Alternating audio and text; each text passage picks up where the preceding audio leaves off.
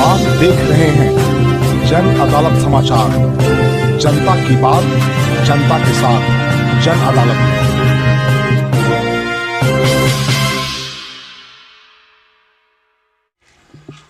बिहार की भूमि सामाजिक मामलों में और राजनीतिक मामलों में क्रांति की भूमि रही है और इस राज्य के अनेक ऐसे रत्न हुए जो भारत के अनेक पदों पे अपने गरिमामयी उपस्थिति को दर्ज कराई। देखिए, राजेंद्र प्रसाद सीवान के रहने वाले थे और मैं आज एक ऐसे शख्सियत के बारे में बात करना चाहता हूं जो समान वर्ग से आते थे और उन्होंने बिहार के दशा और दिशा को बदल करके रख दिया और सत्ता को उन्होंने एक तरफ रखा और राजनीति को, सामाजिक बदलाव को एक तरफ रखा। अनेक सामाजिक बदलाव किए, जमींदारी प्रथा का उन्होंने उन्मूलन किया, दलितों के लिए काम किया, बिहार के औद्योगिक जो स्वरूप था उसको बदला, अनेक लोगों को रोजगार मिला। तो मैं बात कर रहा हूं बिहार के पहले मुख्यमंत्री, बिहार के श्री डॉक्टर श्री कृष्ण सिंह की। मैं उनके पैतृक गांव जहां उनका जन्म हुआ था शेखपुरा जिले, अब चूँकि ये ज़िला शेखपुरा हो गया, पहले ये मुंगेर में था और 1994 में ये ज़िला बना। जब लालू प्रसाद यादव बिहार के मुख्यमंत्री हुए तो ये मुंगेर में ये इलाका आता था। अभी वर्तमान में ये लखीसराय जो संसदीय क्षेत्र है, वहाँ के ललन सिंह जो राष्ट्रीय अध्यक्ष हैं जदयू के, उनका ये क्षेत्र रहा है। सुदर्शन कुमार यहाँ के विधायक रहे हैं। तो ये इसका जिक्र हमको लगा कि आपको कर दें, क्योंकि देखिए ये आप समझिए कि जो जिनको पद मिलता है, अब जब राजनीतिक भूमिका तैयार हो रही थी स्वतंत्रता आंदोलन की, उस समय महात्मा गांधी के आंदोलन से ये प्रभावित हुए और उनके साथ इन्होंने जेल गए और अनेक काम किया उन्होंने। अब समझिए कि आप एक लोग बताते हैं एक ऐतिहासिक वाकया हुआ था 1912 में कि जब जॉर्ज पंचम जब दिल्ली आए थे और तो बहुत सारे लोग उनसे देखना चाहते थे, क्योंकि उस समय जो पूरे दुनिया में जो ईस्ट इंडिया कंपनी था, अंग्रेजों का शासन का अंत नहीं होता था, उस समय इन्होंने उनसे मिलने से इनकार कर दिया और अपने आप को एक घर में बंद कर लिया था, कमरे में बंद कर लिया था, ये कह करके कि ये हमारे भूमि पर ये लोग कब्जा करने वाले लोग हैं और मैं भारत की मिट्टी का सपूत हूँ। उस व्यक्ति का छाया हमारे धरती पे नहीं पड़ना चाहिए, हमारे शरीर पे नहीं पड़ना चाहिए, उन्होंने बंद कर लिया।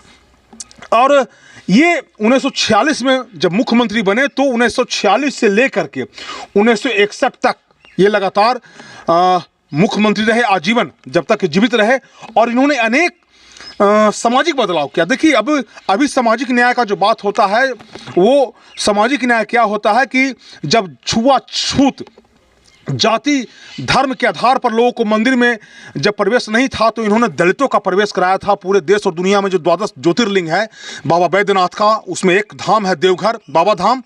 तो बिहार के दलितों के साथ लाठीचार्ज हुआ था, इन्होंने लाठियां खाई थी और दलितों का प्रवेश कराया था। तब से लेकर आज तक सारे मंदिरों में दलितों का प्रवेश हो गया, क्योंकि दलितों और हिंदू धर्म को तोड़ने का जो अंग्रेजों के द्वारा जो प्रयास किया गया था, जो जातिगत भेदभाव आ गया था हिंदू धर्म में, उसको तोड़ने का प्रयास किया गया।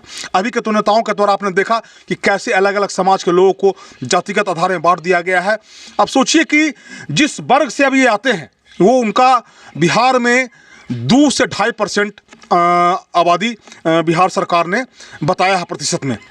लेकिन जो इनका जो सामाजिक बदलाव था, जो सामाजिक बदलाव इन्होंने किया, आप सोचिए कि भूमिहार जो एक जो शब्द है, ये पूरे जो जमीन का जो मालिक होता है, जो जमींदार थे बड़े बड़े, भूमिहार शब्द का हमको लगता है यहीं से उत्पत्ति हुई होगी। भूमिहार जो मालिक थे उनका इन्होंने, देखिए इस वर्ग से आते हैं, चूंकि खुद वो भूमिहार समाज से आते थे और इन्होंने जो जमींदारी प्रथा था उसका इन्होंने उन्मूलन किया और इसका विरोध इनको झेलना पड़ा। आप समझिए कि जिस समुदाय से आते हैं, जिस जात से आते थे, उसमें रह करके अपने जात से विरोध लेना और इन्होंने जाति प्रथा का इन्होंने उन्मूलन कर दिया, जाति प्रथा को कबाड़ के फेंक दिया। सोचिए कितना विरोध करना पड़ा होगा।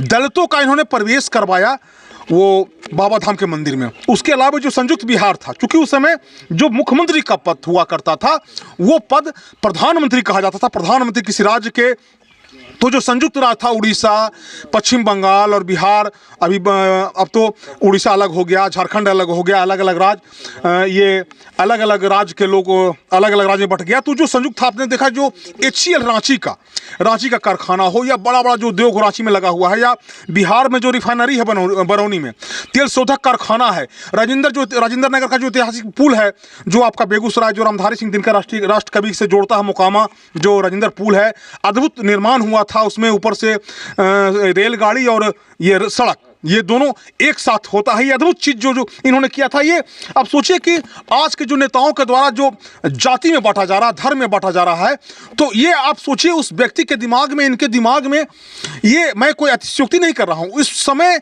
आज से 70-80 साल पहले किसी व्यक्ति के दिमाग में अगर ये बात, लगभग आज़ादी का लगभग 70 से 75-80 साल होने जा रहा है, तो उस समय उनके दिमाग में सामाजिक बदलाव कैसे होगा, जाति प्रथा का उन्मूलन कैसे होगा, दलितों का मंदिर में प्रवेश कैसे होगा, और राज्य का विकास कैसे होगा, और मजदूरों को सम्मान कैसे मिलेगा, मजदूरी कैसे मिलेगा, मजदूरी जो तय किया गया, और जाति प्रथा का उन्मूलन किया गया, ये बहुत सारा चीज़ था इनके द्वारा किया गया।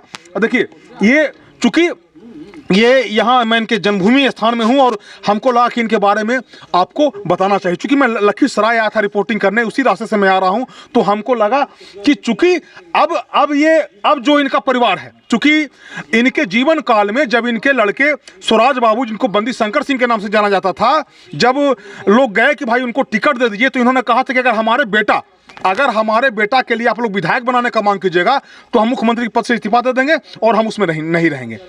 और इनके मरने के बाद 12 दिन के बाद बिहार के राज्यपाल की उपस्थिति में जब इनका तिजोरी खोला गया, तो जो इनके थैला में जो इनका जो बक्सा था, उसमें मात्र 24,000 रुपया मिला था, और इनके जो दीवान थे महेश बाबू, उसमें चिट्ठी बना हुआ था, लिफाफा में 20,000 रुपया जो था वो कांग्रेस कमेटी के लिए रखा गया था, और जो 4,000 समथिंग जो बचा हुआ था रुपया, वो महेश बाबू जिनके दीवान थे, उनके छोटी बेटी के शादी के लिए रखा हुआ था। देखिए, एक मुख्यमंत्री पद पर बैठा व्यक्ति अपने एक आम दीवान के बारे में, अपने पार्टी के बारे में कैसे सोचता है, और इन्होंने परिवारवाद का इन्होंने विरोध किया। क्योंकि आज के डेट में जो क्षेत्रीय पार्टियां हैं वो परिवारवाद को लेकर के चल रही है, परिवार को लेकर चल रही है।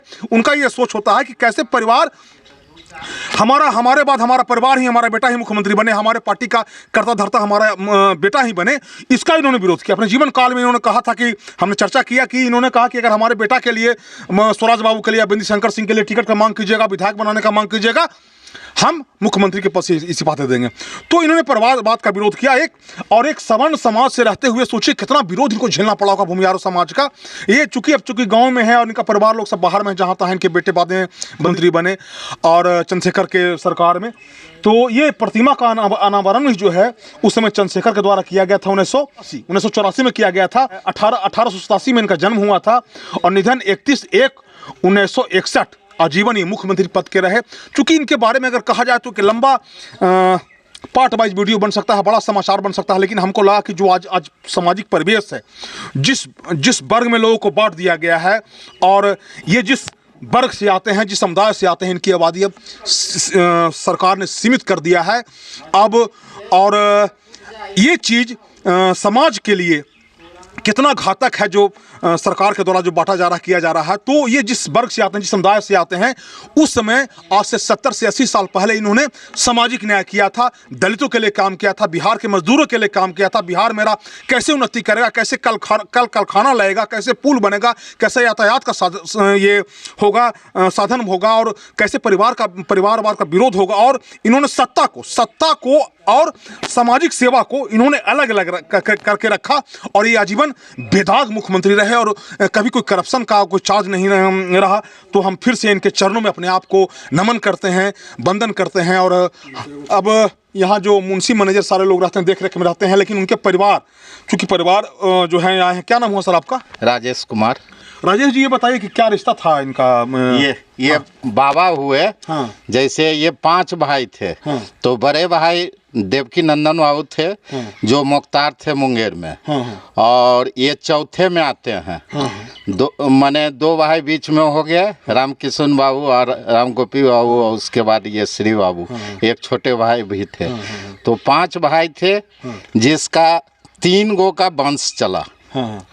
जिसमें एक राम किशुन बाबू, उमा बाबू हुए, एक हम लोग हुए जिससे गिरजा बाबू कट्यानी शंकर हुए, और एक ये डॉक्टर श्री कृष्ण सिंह से बंडी शंकर बाबू और शिव शंकर बाबू, जो हीरा बाबू अभी मौजूद है। एक छोटा सा सवाल इनसे करेंगे।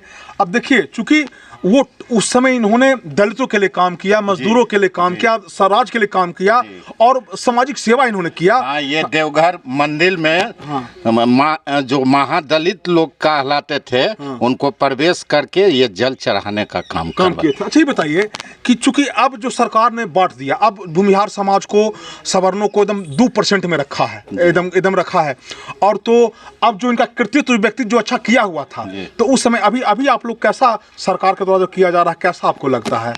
अच्छा नहीं लगता है। अच्छा नहीं लगता, नहीं लगता है। श्री बाबू सभी को बांध के चले। उसके बाद ये विभाजित किया गया, मतगणना किया गया कि हम लोग कितने हैं, और जनगणना करके सबको डिवाइड किया गया, सबको जानकारी दिया गया। नाम क्या बताया? राजेश कुमार। ये राजेश जी थे, ये बता रहे थे कि चूंकि ये आ गए, घर में थे, सब लोग देख रेख करते हैं, तो हमको लगा कि इनसे भी मिलवाने का प्रयास किया जाए और आपको दिखाने का प्रयास किया जाए। तो एक ऐसे व्यक्ति, तो ऐसे लोग मना नहीं करते हैं, लेकिन चूंकि अब ऐसे लोगों के बारे में, इनके समाज के लोगों के बारे में, इनके बारे में व्यक्तित्व और इनके कृतित्व को समाज से अवगत कराया जाए, इसलिए हमारा ये प्रयास रहा। हमारा ये वीडियो, हमारा ये खबर आपको कैसा लगा, लाइक किया, उसको कमेंट करके जरूर बताइएगा, और आपसे मेरा आग्रह रहेगा कि कृपया हमारे चैनल को शेयर कीजिए, सब्सक्राइब कीजिए, लाइक कीजिए। मैं बाबा शिवाजी, जन अदालत न्यूज़ के लिए आपका धन्यवाद।